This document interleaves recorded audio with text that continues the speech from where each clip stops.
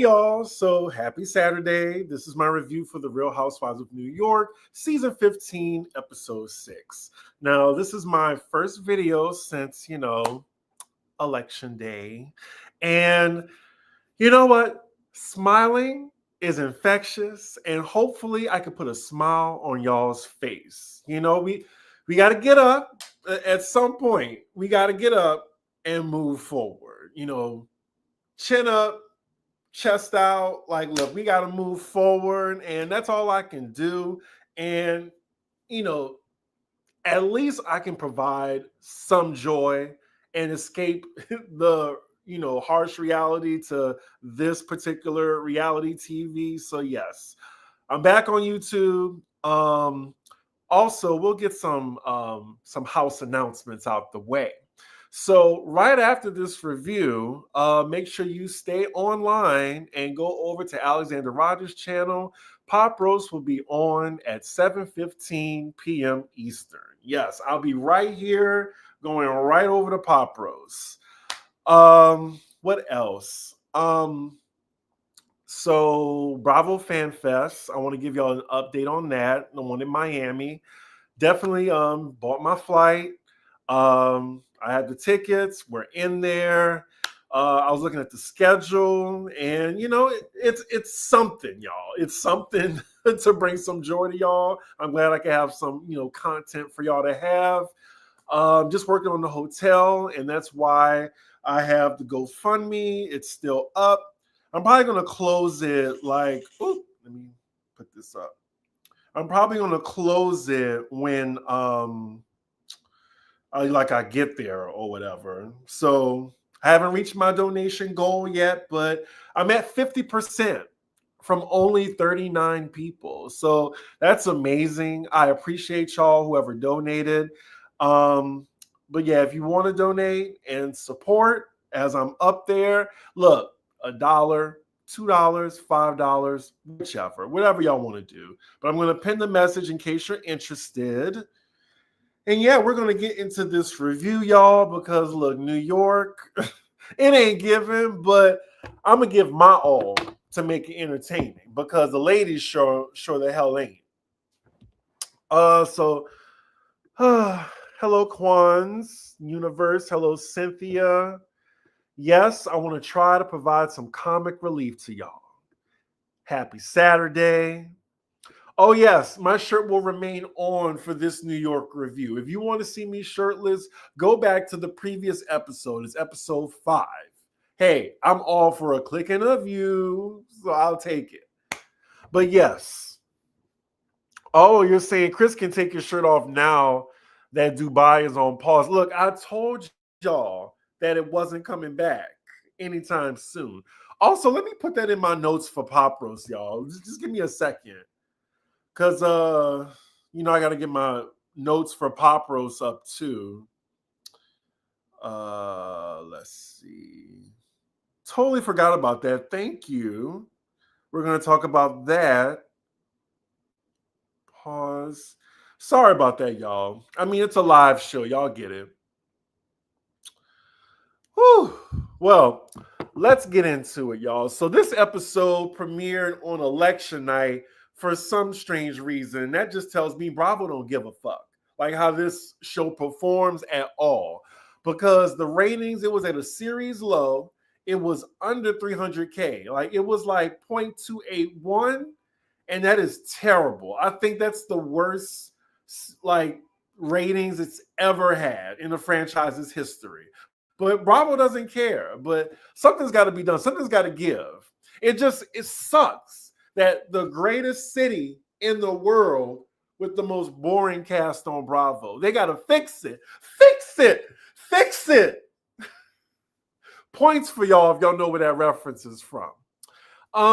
So we open the episode. They're doing these montages with a few of the ladies separately, and it's anything but interesting. So now we're with Erin and her husband talking, and it looks like she's going to be hosting the next gathering in this episode.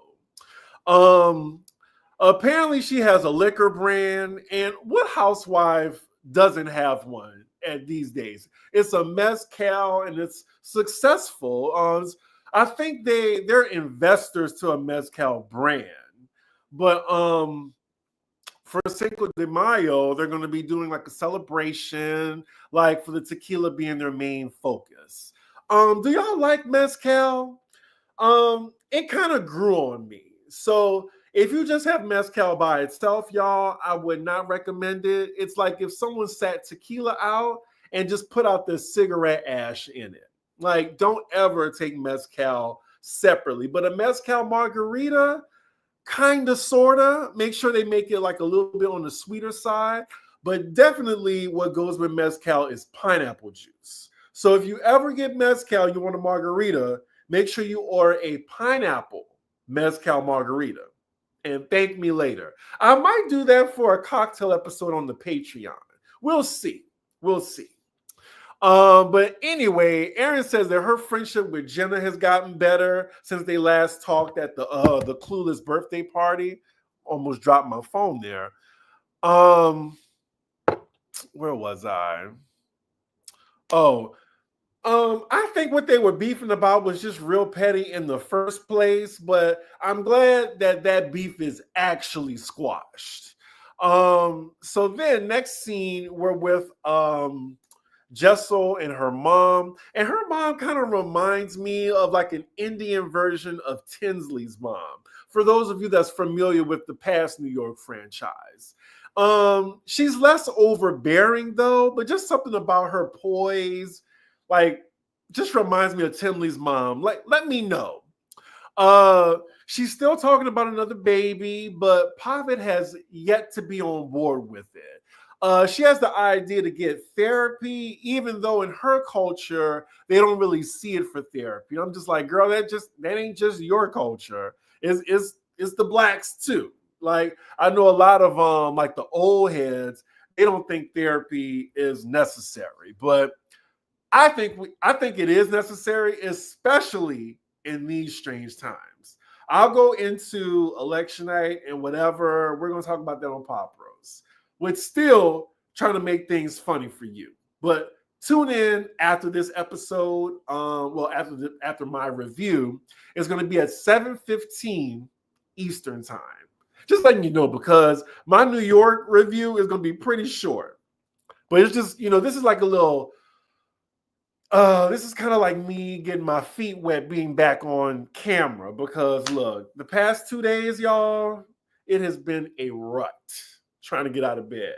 Anywho, next scene we're with Raquel, Uba, and Sai having lunch. Sai gives Uba a book about pigeons because, look, we're going to be hearing about pigeons all season thanks to Uba. They're talking about the Clueless party and how Jenna is in the press about her engagement, and Sai is wondering, like, what's with all the secrecy, because they asked her about her engagement ring and she was just really like hesitant to talk about it. And I'm just like, Jenna, you're on a reality show, you're gonna have to share shit.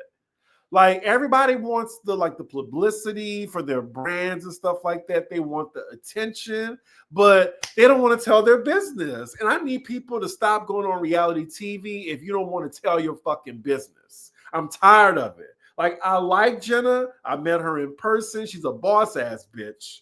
But on this show, sometimes it just gets on my nerves. Because I know in real life, like actual real life, she's a bad bitch, but she's not displaying that on the show.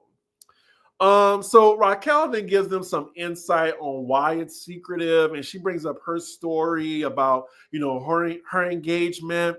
And, we already know the story about that. But just looking at this scene is funny because I would hang out with each of these women separately. Like, I have a photo with Uba. Uba follows me. Like, I would definitely hang out with her in a heartbeat because she looks fun. Like, Sai, even though she kind of be giving me some Amanda Seales vibe with that attitude of hers, but she still looked like a fun time. And Raquel, same thing. But something isn't translating in the show for some reason.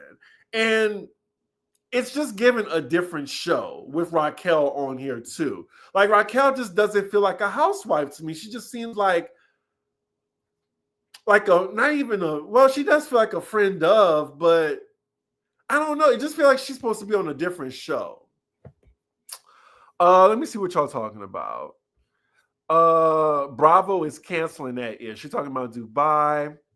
I didn't even watch this week's episode, but I clocked in for Salt Lake City like we all did. Erin thought she was Christopher Columbus or something. You know what? She really was. Like, oh, well, they told us about mezcal or whatever. Girl, sit your ass down. Like, for real, like we've been knew about mezcal way before like your brand was probably even conceived. She really thought she was on to something like, ooh, well, this Mexican man introduced us to mezcal. He was like, tequila, that's the poor man's shit. Here's this mezcal, bring it back to the States. Like, she really thought she was doing something. Thank you for bringing that up. This is why I love the lives, because I was actually thinking that too. Thank you, Jessica. I appreciate you. Raquel is one of my favorite on this cast, and she would be great in an interesting cast. Yeah, I just feel like some reason, like, it's just not gelling for me. Raquel gives Cindy barshop tease a dud. Oh, Raquel has great stories, but she doesn't get into the mess, so it doesn't. Maybe that's it. I think that's probably it. They need a new group of girls. Maybe keep Sai and Jessel. I agree. Keep Sai and Jessel, but I would say Erin too, because she's still messy, but I don't know. Get rid of Brynn. They could get rid of Uba, Jenna. Like, I don't know. Like, let's start back at the drawing board. I can see that. I mean, put them with some other people. So let's see. Next scene with Brynn in her apartment. She's FaceTiming her brother. Brynn, like, she's always talking about working, but we never see her work. Like, isn't that something? Like, she said she's doing something for a brand. Girl, can we see you doing it? Because we never see her work. All we see her is just talking about flirting. She's in her apartment with her dog or something, with her cat. I don't know. I'm not even that invested. But yeah, like, we don't see anything about Brynn. Like, it's just that personality of hers that was kind of likable last season, but now we're just tired of it. Kind of like with Ayan.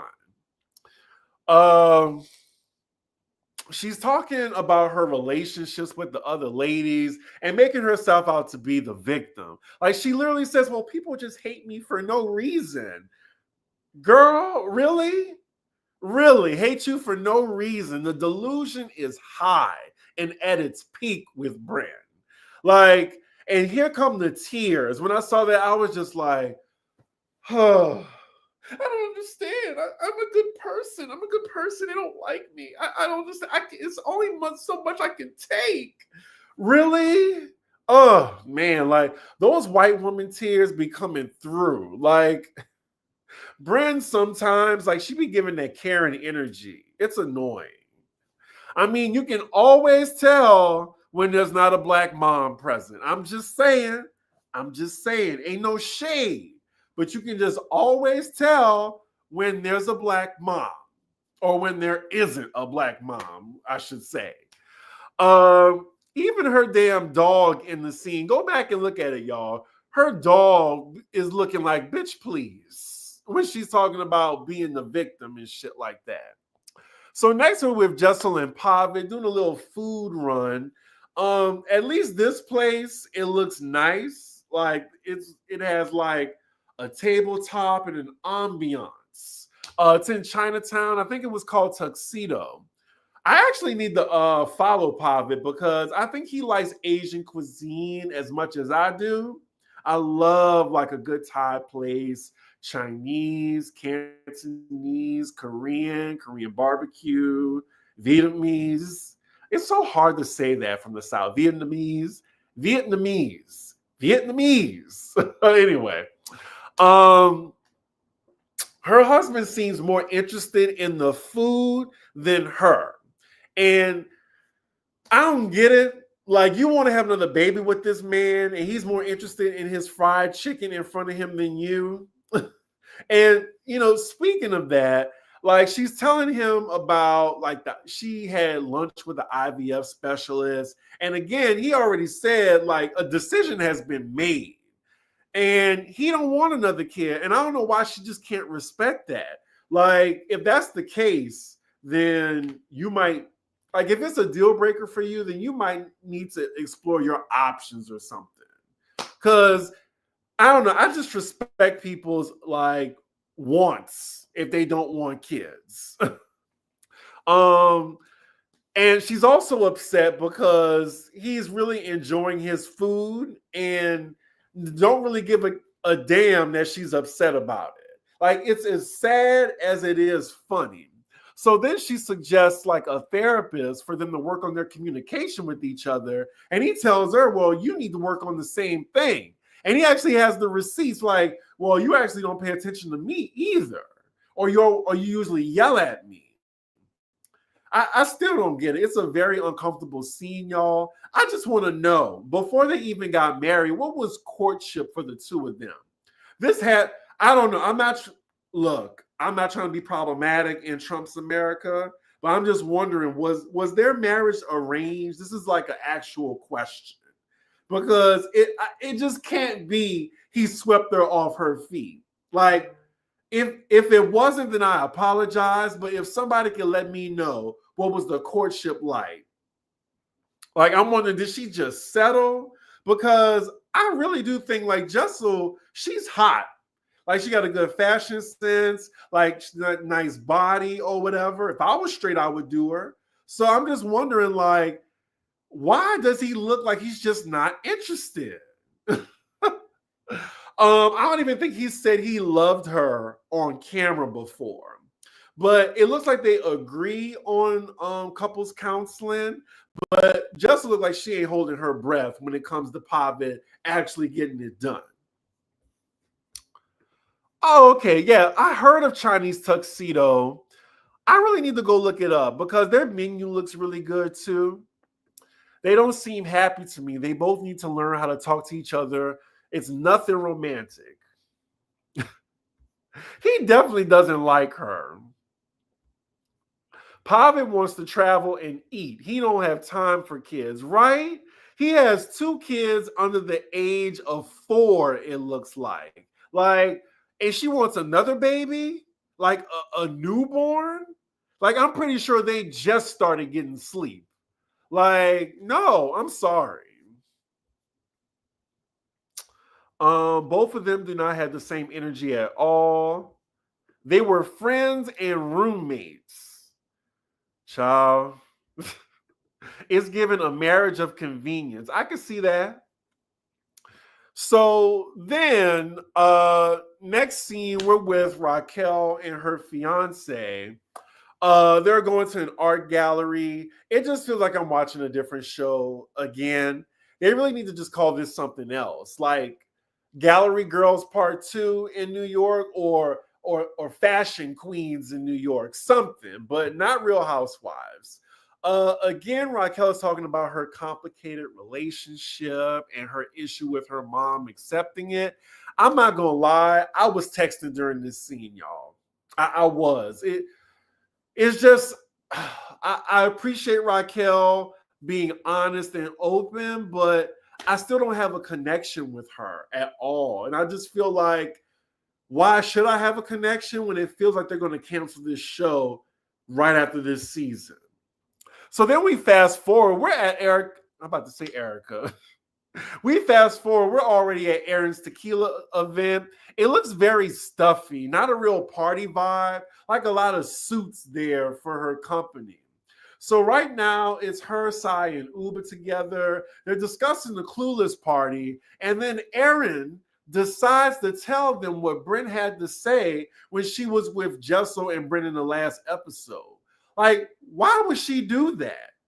Like, she's doing the same thing Brynn is doing. Like, she's putting a little stank on it too. But thankfully, she didn't say exactly what Brynn said because, she said with Sai that she's a troll under the Brooklyn Bridge. And then with Uber, she's like, oh no, no, no, no, no, no, no, no, no. She didn't say all that. But yeah, she just told them that Brynn is upset with them, but this still annoys Uba, and she calls them all pigeons again, including Erin, because they're talking amongst themselves and then delivering it to her and Sai. And she has a point. I would be tired too. Like you're allowing Brynn to talk shit about me. And now you're coming back and telling me this. So then the next time I see Brynn, we're fighting. Like there has to be like some way of communication they could do better between the ladies, because that's where the like most of the drama from this show comes from, and it's stupid. Like it's the telephone shit every damn episode, and I'm tired of it. So most of the ladies arrive. Brynn is lusting over Erin's dad per usual, and rest in peace to him. And she decides not to sit with the other ladies for the time being. So then we cut to Sai's confessional. She's saying Brynn is schmoozing with Erin's dad, but gets mad when people are like trying to throw sugar daddy at her. And I really thought that was a good point. Like she always try to play this like this girl looking at the guys and you know trying to flirt with Erin's dad. It's even in her tagline. But then, you know, she wants to play a good girl when people are like saying, oh, well, you know, she's a sugar daddy or a gold digger. Like, you can't have it both ways. Like, is it Uchiwali or one mic? So then, meanwhile, Erin is uncomfortable, you know, seeing her friend flirt with her probably 70-year-old father. But as the party goes on, it just gets more awkward. The entire cast is at the table except Brynn. She's working the room like it's her event. So then we see Uba telling Jessel that she's pissed at her because she heard that Brynn was talking shit around her and she didn't say nothing. So Jessel cops to it, but what is she supposed to do with that information? Like they all talk about each other in front of one another. Like Jessel just decided not to be messy and let Uba know. Erin decided to do that. Y'all also notice that Erin is always the one to try and strike the match. Like she didn't need to really tell Sai and Uba, and they would have never had that conversation at the event in the first place. But I know they're trying to make drama for the episode. Let's see. Let me turn my. Oops, I didn't even realize I didn't turn my notifications off. So then, Uba now, she finally comes over to sit with the ladies, and immediately there's tension for obvious reasons. And Uba just lays it all out on the table. She says, Erin said Uba was talking shit about us, and now Erin is trying to say it's not that deep. I'm like, oh, really? But you didn't think, you know, it was no problem for you to just bring it up. I don't know. It just pisses me off. Let me see what y'all saying right quick. She seems too self-absorbed to have another child. You talking about Jessel? I agree. Erin is messy as fuck, but I can see Uba keeping her. This can be Jessel's last season or demoted to friend because I don't see why she's on the show. Because of her money. I think you meant Brynn and not Bronwyn. Brynn was lusting over someone's deceased. Now, come on now. He wasn't deceased then, but it was still awkward that she's trying to hit on her dad, like at that party. Like, it's just inappropriate. Like, you notice she hit on her husband and her dad? Well, she didn't really hit on Abe, but it looked borderline just inappropriate what she was telling Abe. Brynn is annoying. Stop your coming off thirsty. It's not cute. Where does Jessel money come from again? I think she I think she comes from money a little bit, and then she has a successful career, I guess. Chris, how you making it through these episodes? These are they are the housewife versions of a sleeping pill. I agree. I'm just a completionist. So yeah. Did you hear Jessel ask if Erin was the cause of the smell? I did. I guess because she had her armpits out. My issue with this show is that I don't even know what I'm watching anymore. The drama is nonsensical and dumb. Totally agree. Totally agree. So where was I? So Uba then, after Erin says it's not a big deal, she passive aggressively just drops the conversation and starts drinking the water out of the pitcher, like a caveman. Like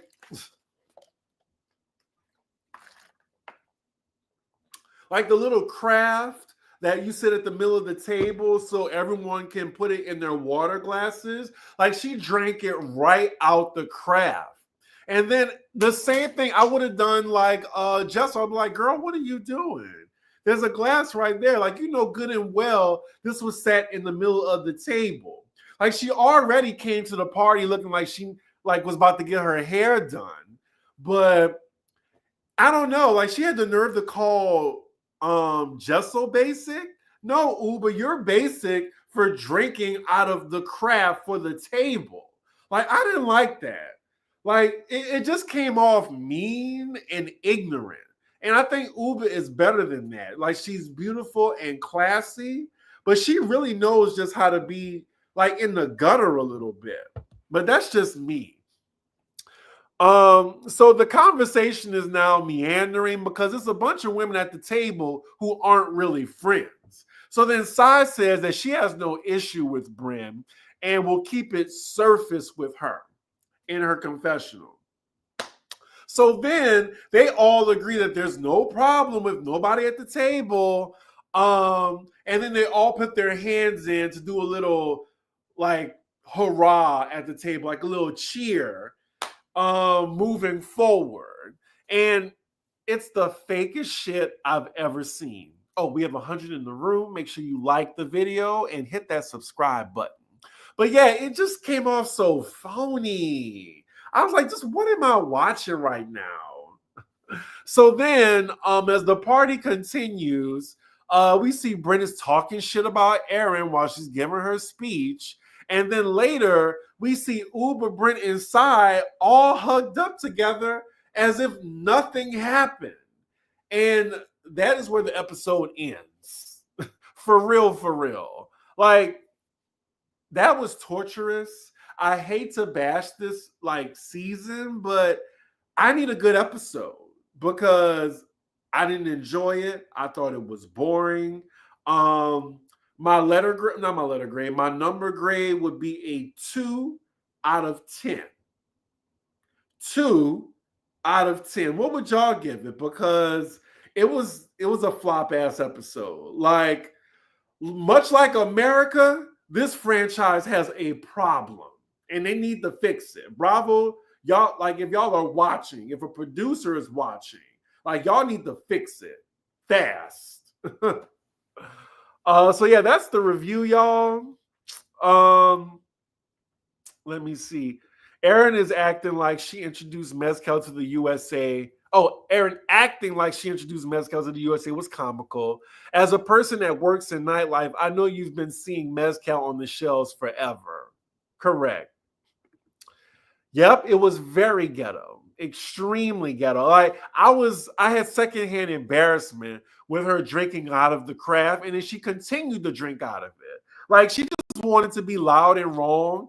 And I get it, you don't like to be corrected, but Jessel didn't come at you like that. Like she was just like, Uba, what are you doing? Like there's glasses at the table. Like she didn't say, damn bitch, you nasty. Why did you drink out like pour it in a fucking glass like a human? You know, she wasn't rude.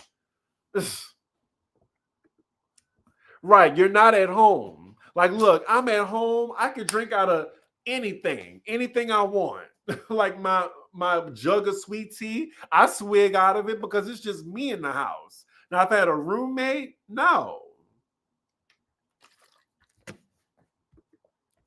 Most of the housewives are phony. I wouldn't be laughing with Brynn if I was them. They're all fake for that. They were. The real housewives should be recast to have a housewife from each borough.